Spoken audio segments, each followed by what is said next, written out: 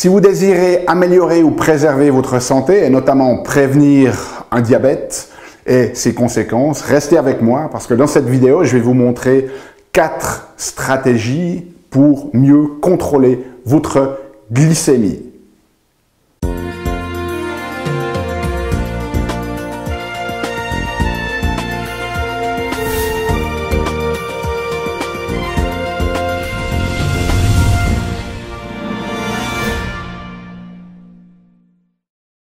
Parce que la vie est bien trop magique pour être petite et que nous avons tous besoin d'une prescription pour grandir en conscience et faire que nos rêves dévorent notre vie. Bonjour, je suis le docteur Yannick Pauly. Bienvenue à un nouvel épisode d'une grande vie où chaque semaine je vous propose de découvrir des stratégies pratiques pour grandir en conscience, que ce soit d'ordre physique comme aujourd'hui, émotionnel, psychologique ou spirituel, parce que c'est cette conscience qui est au cœur d'une vie pleinement vécue et de notre évolution en tant qu'être humain. Alors cette semaine, ce que j'aimerais faire, c'est vous parler un petit peu du contrôle de la glycémie, c'est-à-dire du taux de sucre que vous avez dans le sang, et pourquoi c'est important et comment vous pouvez commencer de mieux contrôler et prendre conscience en fait d'où en est votre glycémie. Alors, je vais juste déjà vous présenter le mécanisme principal et ensuite on va parler un petit peu de pourquoi c'est important. Donc, si on regarde à chaque fois que l'on mange, que ce soit des glucides, que ce soit des protéines ou que ce soit des graisses, eh bien, il va y avoir des changements après la consommation, ce qu'on appelle des changements post-prandial. Et notamment, une des choses qui va se passer, c'est que vous allez avoir une augmentation de la glycémie. Donc, si on prend vos vaisseaux sanguins ici, vous allez avoir beaucoup plus de sucre ici, à l'intérieur de votre sang. Vous avez un pic de glucose. Ici, vous voyez que je l'ai dessiné assez marqué. Et bien évidemment, en fonction du type d'aliment, c'est le sucre qui va créer ce pic le plus marqué. Les protéines vont s'y en faire un, mais moins marqué, et les graisses aussi très légèrement. Et donc, ce pic de glucose, ce qu'il va faire, c'est qu'il va entraîner aussi une élévation d'une hormone qu'on appelle l'insuline. Et cette insuline, eh bien, elle va faire un certain nombre de choses. L'une des choses qu'elle va faire, c'est qu'elle va forcer en fait ce sucre à entrer dans nos cellules pour qu'il puisse être utilisé. Et donc, si on regarde ce sucre sanguin, ce glucose, eh bien, il est très très important parce que ça va être une source fondamentale d'énergie, notamment pour notre cerveau, qui va à lui seul consommer quasiment 20% du glucose sanguin pour produire de l'énergie.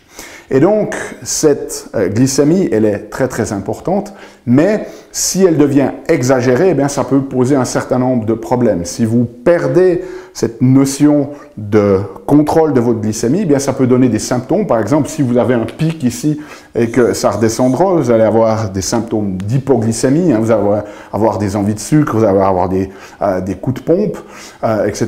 Si, à l'inverse, au lieu de se réguler, elle persiste trop longtemps comme ça dans le sang, eh bien vous allez avoir aussi des coups de pompe, etc., etc. Et donc, plus vous avez des pics marqués de glucose après les repas, plus vous allez avoir une production d'insuline, plus cette insuline, eh bien, elle va communiquer avec ces cellules, mais à force d'être stimulées, ces cellules, eh bien, elles vont développer ce que l'on appelle une résistance à l'insuline.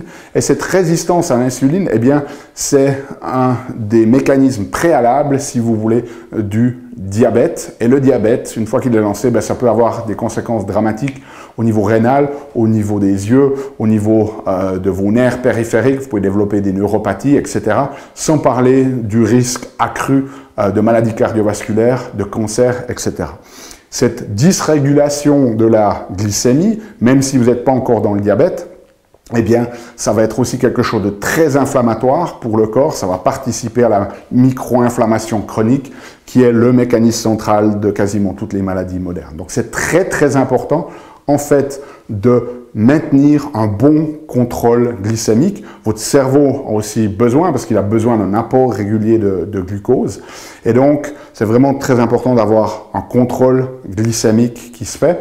Et c'est quelque chose qui est vraiment corrélé avec notre bien-être, mais aussi notre longévité. Il y a des études qui montrent un lien direct entre la mortalité toute cause et notre glycémie. Okay?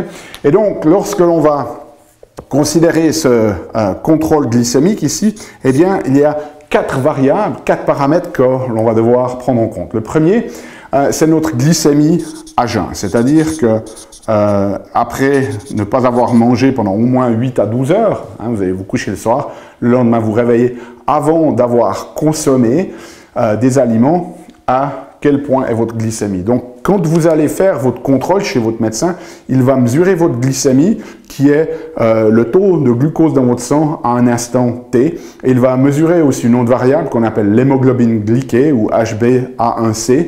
Et ça, c'est plutôt une mesure de la moyenne de votre glycémie sur les 3 derniers mois. C'est une mesure en pourcentage. Et donc, ça, c'est très important. Donc, c'est le premier élément. Et puis, si on regarde ici, je vous ai mis des chiffres. Alors, il y a 2 unités pour la glycémie. Ici, en Suisse, on utilise les millimoles par litre. En France, ça s'utilise plutôt des milligrammes par décilitre. Donc, ce qui est considéré normal en médecine, hein, c'est tant que vous n'êtes pas au-dessus de 7 ou 126, eh bien, en dessus de ce chiffre-là, vous êtes considéré comme diabétique. En dessous, la plupart des médecins, ils ne se préoccupent pas trop hein, dans le concret de la pratique clinique. Mais la norme serait entre 3,9 et 5,6. Et pour les milligrammes par décilitre, entre 70 et 100. Ça, c'est ce qu'on considérait normal pour une glycémie à jeun. Okay? Donc ça, c'est ce premier élément. Maintenant, il y a des études très intéressantes qui ont été faites qui montrent, notamment une étude qui a été faite sur 12 millions de personnes, qui montre que le taux optimal de glycémie à jeun, c'est entre 4,4 et 5,2, ou si on le transforme en milligrammes par décilitre, c'est entre 80 et 94.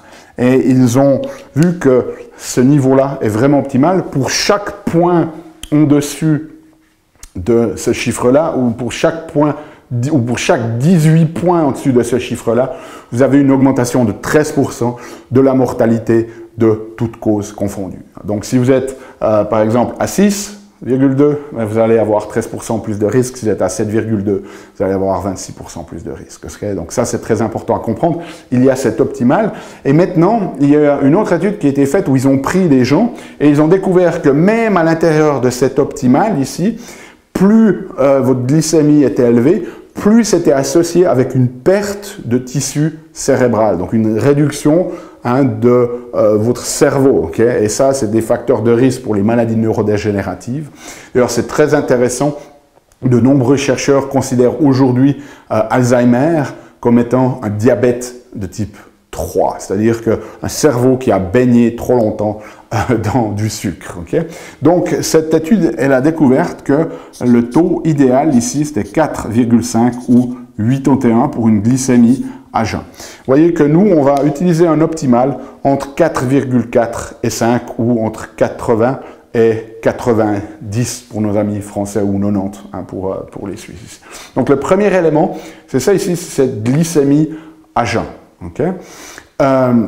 Il y aura la contrepartie en hémoglobine glyquée qui devrait aussi idéalement se situer aux alentours de 5%. Donc ça, c'est le premier élément et c'est ce qui va se faire en médecine. Hein, dans votre contrôle annuel, on va contrôler ce facteur-là.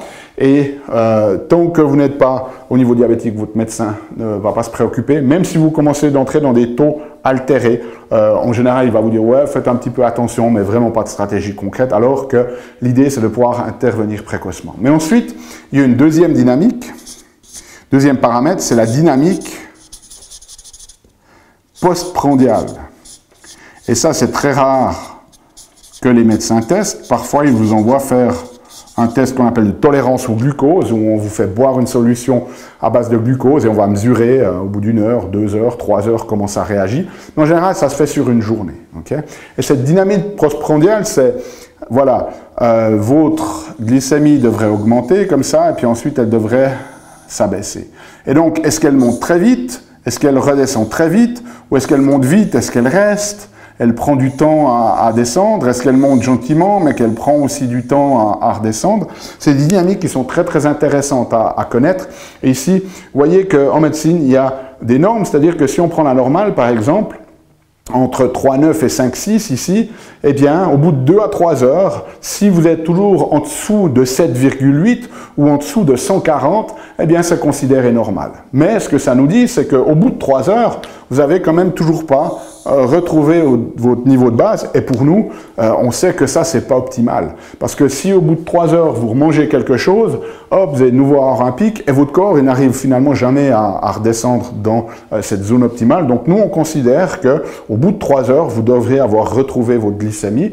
Si ce n'est pas le cas, c'est que vous mangez des aliments qui ne conviennent pas à la régulation de votre glycémie, notamment des glucides. Okay? Donc ça, c'est très important. Et nous, ce qu'on propose aux gens de faire, c'est en fait d'utiliser un même capteur que les diabétiques utilisent. Vous pouvez le placer derrière le bras, un portable, une application, et vous pouvez faire des lectures en fait de votre glycémie pendant la journée. On fait ça sur une semaine, on prend une quinzaine de points de mesure chaque jour. Alors ça demande un petit peu d'engagement sur une semaine, mais ça va nous donner vraiment une vision très intéressante de votre glycémie, de ce qui l'impacte au travers de ce que vous mangez, ou votre quantité de sommeil, ou votre activité physique, etc. Donc c'est quelque chose qui vaut vraiment la peine, c'est un engagement d'une semaine, mais ça nous permet d'avoir vraiment une vision dynamique de comment votre système réagit après la consommation des aliments. Ensuite, un troisième facteur qui est très très important, c'est ce qui se passe avec l'insuline. Et ça, malheureusement, en médecine, cette insuline, elle n'est jamais vraiment mesurée.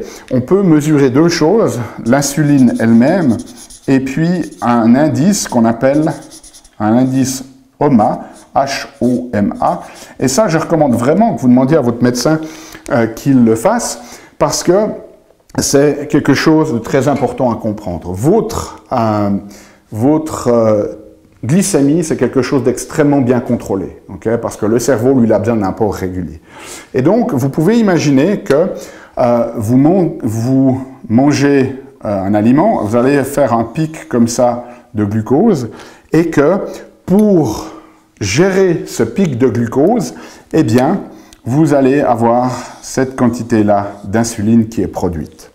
Et puis, vous mangez trop de glucides dans votre alimentation, et un jour, vous retestez votre glycémie à jeun, et puis, mettons que votre glycémie à jeun, eh bien, là, je vous ai montré un pic, mais mettons qu'elle a toujours la même structure ici, mais que maintenant, pour maintenir cette quantité-là, cette réaction du corps ou cette glycémie, eh bien, comme vos cellules ont commencé d'être un peu résistantes à l'insuline, maintenant, on a besoin plus seulement d'un message d'insuline, mais de 2 messages. Et donc, ça veut dire que votre insuline, elle fait comme ça. Okay? Et puis, au bout de 10 ans, eh bien, votre médecin, il vous contrôle, puis il vous dit, et il ne fait que votre glycémie à jeun, ou votre hémoglobine glyquée. Et donc, il voit que votre réaction au glucose, votre glycémie, elle est toujours la même, mais là, pour maintenir ça, ben maintenant, vous avez eu besoin de 4 pics d'insuline, et donc vous avez l'insuline qui fait comme ça. Et puis, tout d'un coup, ben un jour, le système qui a tenu la route pendant 5 ans, 10 ans, 15 ans, 20 ans, tout d'un coup, un jour, eh bien, le système n'arrive plus à faire face, et vous vous retrouvez avec une glycémie à jeun qui est à ces niveaux-là. Et maintenant, votre médecin vous dit « Ah, ben désolé, vous êtes diabétique. Okay » Et donc, ce qui s'est passé, c'est que pendant 10 ans, le système s'est adapté, mais en devant produire toujours plus d'insuline pour maintenir ce taux, comme votre médecin ne mesurait que la glycémie à jeun et l'hémoglobine glyquée, eh bien, il n'a pas vu la tendance qui se crée au niveau de votre insuline, qui montrait clairement que vous veniez intolérant au glucose, qui montrait clairement que vous étiez en train de développer une résistance à l'insuline, un prédiabète si vous voulez. Et donc, si on avait pu intervenir ici, eh bien, on aurait vraiment de fortes chances d'altérer, d'inverser la tendance, alors que si on doit intervenir ici, ça ne veut pas dire qu'on va rien pouvoir faire, mais ça va être nettement plus difficile. Donc, demandez à ce que votre médecin inclue ici ces paramètres dans vos contrôles annuels pour qu'on ait une notion de cette tendance. Et puis, quatrième dynamique ici qu'on va devoir prendre en compte, c'est la quantité de fructose. Lorsqu'on parle de sucre de table, le sucre blanc, c'est en fait ce qu'on appelle du saccharose ou du sucrose. Et il y a 2 sucres à l'intérieur, il y a le glucose et le fructose. Et donc, le glucose, lui, il va induire ces dynamiques ici, que je vous ai montré. Mais le fructose, qu'on trouve aussi naturellement dans les fruits, beaucoup plus problématique dans ces sirops de maïs riches en fructose, qui sont très souvent ajoutés à de nombreuses préparations de nos jours. Eh bien, le problème de ce fructose, c'est que lui, il ne va pas avoir un impact identique sur cette dynamique au niveau du glucose et de la glycémie, parce qu'il va être métabolisé par notre foie. Mais il peut, s'il est en trop grande quantité, eh bien, amener au développement de ce qu'on appelle une stéatose hépatique, un foie gras si vous voulez, et la quantité de fructose que vous consommez peut amener aussi un développement de résistance à l'insuline à l'intérieur de votre foie qui va ensuite impacter l'ensemble du corps. Donc, on a vraiment ces mécanismes autour du glucose, mais aussi à garder l'esprit l'impact du fructose par un mécanisme différent au niveau du métabolisme du foie. Donc voilà, si vous voulez vraiment avoir une notion globale de comment gérer et contrôler votre glycémie, eh bien, très important de considérer ces 4 paramètres, non seulement la glycémie à jeun au travers de cette glycémie et de l'hémoglobine glyquée, mais aussi des checks annuels au moins de votre insuline, de votre indice OMA, et puis de temps en temps, de faire ce test sur une semaine où vous portez un capteur pour voir votre dynamique postprandiale et votre dynamique personnelle, pas quelque chose de théorique, mais de voir comment votre corps réagit à votre environnement, qu'il soit nutritionnel ou de sommeil ou d'activité physique ou d'autres facteurs. Okay? Si vous avez des questions, n'hésitez pas, laissez-les dans les commentaires. Vous pouvez accéder à un résumé infographique qui contient ces valeurs ici dans notre espace collaboratif. C'est gratuit, le lien est dans la description. Nous, on se retrouve la semaine prochaine pour une nouvelle vidéo. D'ici là, souvenez-vous, émerveillez-vous, aimez la vie et contribuez chaque jour un petit peu plus.